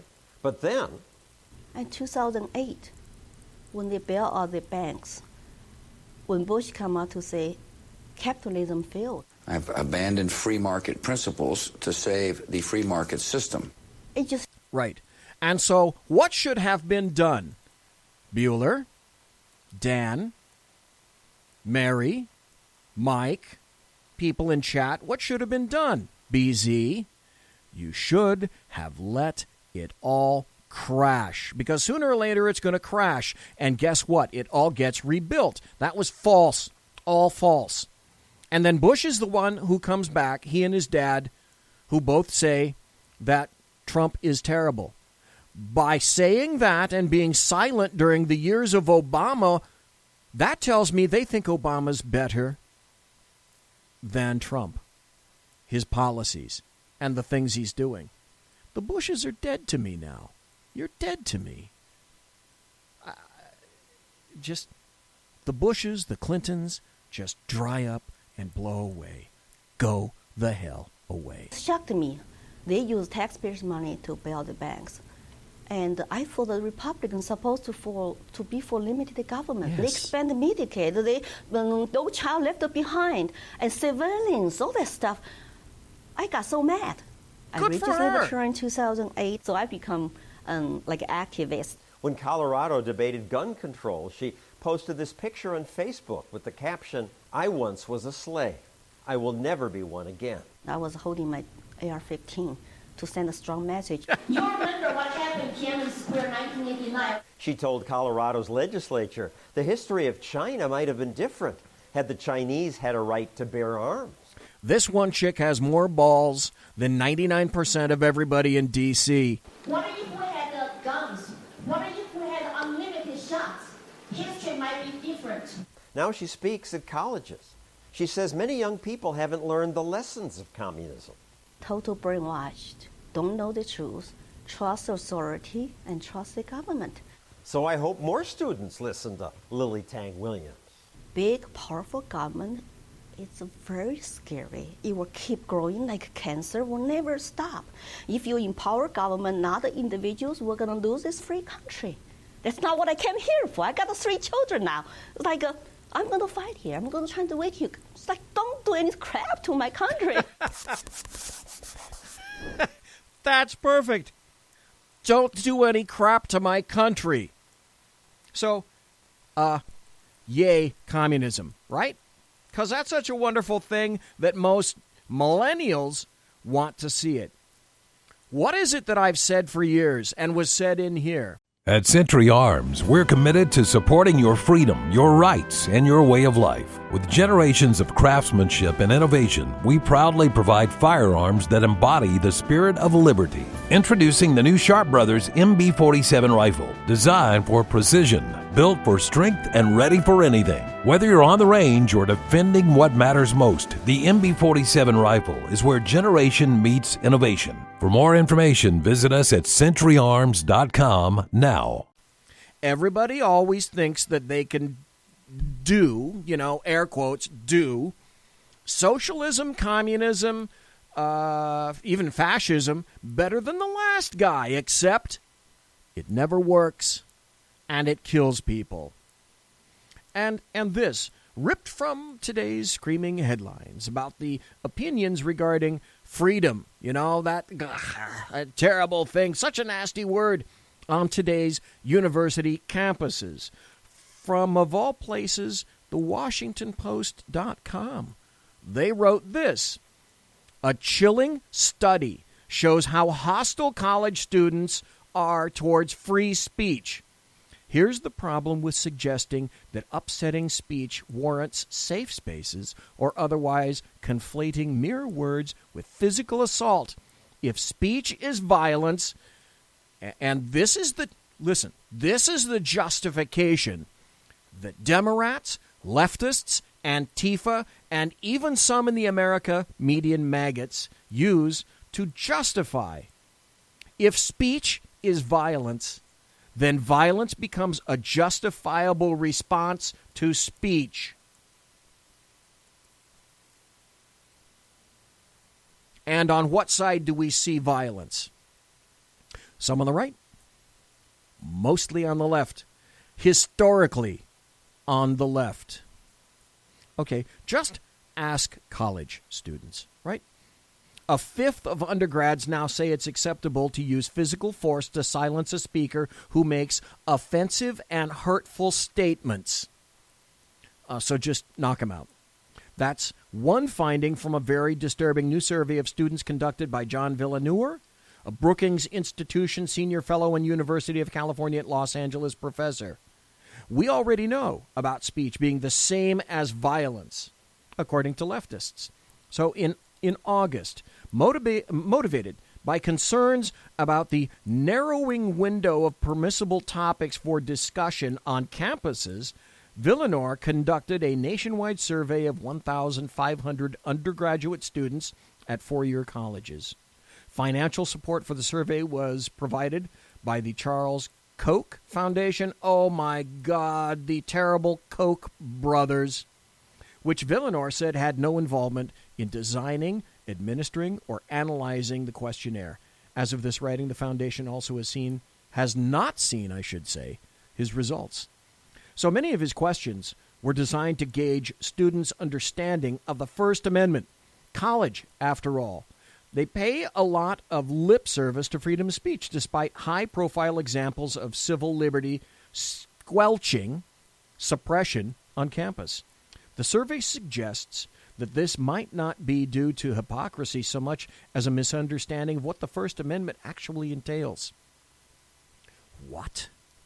Are you fucking kidding me? Are you trying to imply that our students today, anywhere, at any level, they don't understand the First Amendment? And perhaps the most shocking, for example, when students were asked whether the First Amendment protects hate speech, 4 in 10, almost 50%, said no. That's, of course, Captain Obvious, incorrect. Speech protecting hatred, or at least speech perceived as promoting hatred, may be abhorrent, but it's nonetheless constitutionally protected. Here's another thing that they found, and you're going to have to explain why to me on this. I can see the facts, I can understand the polls, but you're going to have to tell me why this is necessarily. Women are more likely than men to believe hate speech is not constitutionally protected. I'm lacking something about understanding that. Now, since I was talking about polls, I've noted this again, but I think it's incumbent upon me to present this. Because, as a matter of fact, I noticed that in chat we're discussing communism, fascism, socialism, and Dave Milner had to mention Islam in passing. Well, funny that you should mention that, Dave, because here's an interesting poll from, I wrote about this in 2015 and 2016, my various blog posts on that, and this is from Jihad Watch, and this is the headline, and I got about 7 more minutes left. 51% of U.S. Muslims, listen to this. This is from a poll. 51% of U.S., United States, here in America, Muslims want Sharia. 60% of young Muslims more loyal to Islam than the U.S. Muslims in America. Not Muslims in France, not Muslims in the U.K., Denmark, Sweden, Muslims in the United States of America. A considerable portion of U.S. domestic and foreign policy is based on the assumption that Islam in the U.S. will be somehow different, that Muslims here believe differently from those elsewhere and don't accept the doctrines of violence against and subjugation of unbelievers that have characterized Islam throughout its history. But on what is that assumption based? Nothing but wishful thinking. And future generations of non-Muslims are going to pay the price. Your children, your grandchildren, they're going to pay the price. 51% of Muslims living in the U.S. just this June in 2015, which is when this poll came out, told polling company they prefer to having the choice of being governed according to Sharia or Islamic law. Of the 60% of Muslim Americans under 30 who told Pew Research they're more loyal to Islam than America. Those are all called clues. Those are all indicators of America in the desperate grip of those who wish to tear this country apart from within. Millennials, some Gen Zers, people on American campuses, people of Islam. Presently, there's an active attempt to install mob rule in the United States. Do not disbelieve me on that. You're seeing evidence in front of your faces, and you know it. Utilizing not just overt violence, but a highly funded, organized, and systematic undermining and overtaking, eliminating, and the rewriting, the advocation of rewriting our fundamental founding documents, eliminating our history in written form, just as Dave and I were talking about last Tuesday when he was talking about the way back and that we have to preserve our history in paper, all the documents necessary, and we have to keep them close to our hearts because, make no mistake, there is a push on to eliminate and change everything about America. The rewriting of our documents, our history in written form, eliminating it, changing it in oral form, in photographic form, and even in physical form, when we allow these people on the left to go to town halls, to town centers and squares, and just pull down whatever statues or indicators of past history they wish. The folks that pulled down the Confederate statue in front of numerous videos, by the way, were they ever prosecuted? No. The DA of that particular agency declined to file. And what do you think, what kind of signal do you think that sends to leftists? A massive, massive signal. Universities, they were once, like towers of higher learning and critical thought. And now they don't tolerate any of it, none of it.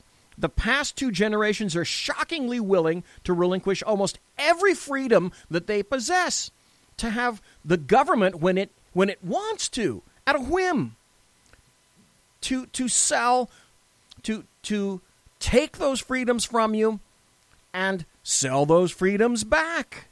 More and more, the government is not even interested in selling them back to you. They just want to take them from you. So, is it for this that 500,000 Americans died in the Civil War? So that we can become slaves of the government? Do the 1.5 million American deaths during service in wartime, does that mean nothing? Do Do we actually have to do this all over again? Like I called it, it's historical Alzheimer's. Do we have to go out of our way to prove George Santayana was correct once again? And he said, those who don't remember the past are condemned to repeat it. Communism and socialism have been tried numerous times in numerous dozens of countries in the past 2 centuries. It always fails. And every new dictator, like I've said, always thinks that in the past it simply wasn't done right. So, like I wrote and I said, they believe that they're the ones. Chavez, Hugo Chavez, the dude in Venezuela, they're the ones that are going to do it right. This time, Maduro. Then they fall, and hundreds, if not thousands, if not millions of their own countrymen perish. Our founding fathers here in this country brought about the only true revolution that has ever taken place in man's history. Every other revolution simply exchanged one set of rulers for another set of rulers. But only here did that little band of men so advanced beyond their time that the world has never seen their like since evolve the idea that you and I have within ourselves the God-given right and the ability to determine our own destiny. But freedom is never more than one generation away from extinction. Freedom is never more than one generation away from extinction. We didn't pass it on to our children in the bloodstream. The only way they can inherit the freedom we have known is if we fight for it, protect it, defend it, and then hand it to them with the well-taught lessons of how they in their lifetime must do the same. Are we doing that? And if you and I don't do this, then you and I may well spend our sunset years telling our children and our children's children what it once was like in America when men were free. Thank you.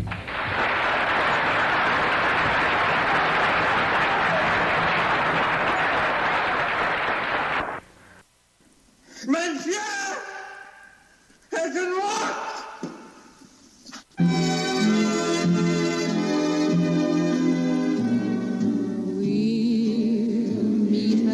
Ladies and gentlemen, boys and girls, children of all ages, thank you for listening to the Bloviating Zeppelin's Berserk Bobcat Saloon right here on the SHR Media Network. You want to contact me? You can find me on Twitter at bzep, my blog at bloviatingzeppelin.net, also my email bz@shrmedia.com. Promotional consideration by the Lockheed Martin Skunk Works and the Boeing Company. If it ain't Boeing, I ain't going. Thanks to my very personal KC-135 Kettle One refueling team with which I will be consorting very closely in council less than an hour from now. And so, thank you ever so kindly for listening live. Thanks to everybody in chat. Thanks for being involved in the chat room. And thanks for listening in podcast and taking the time to listen to the show. You have a great weekend. God bless. Take care. Be safe.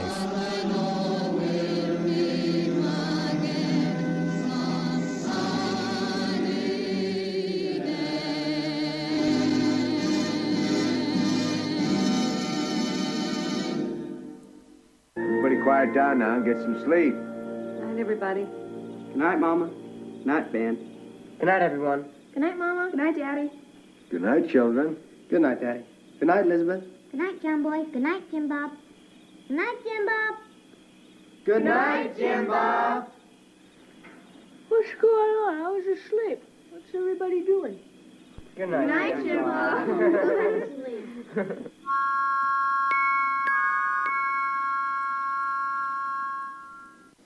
Good night, and good luck.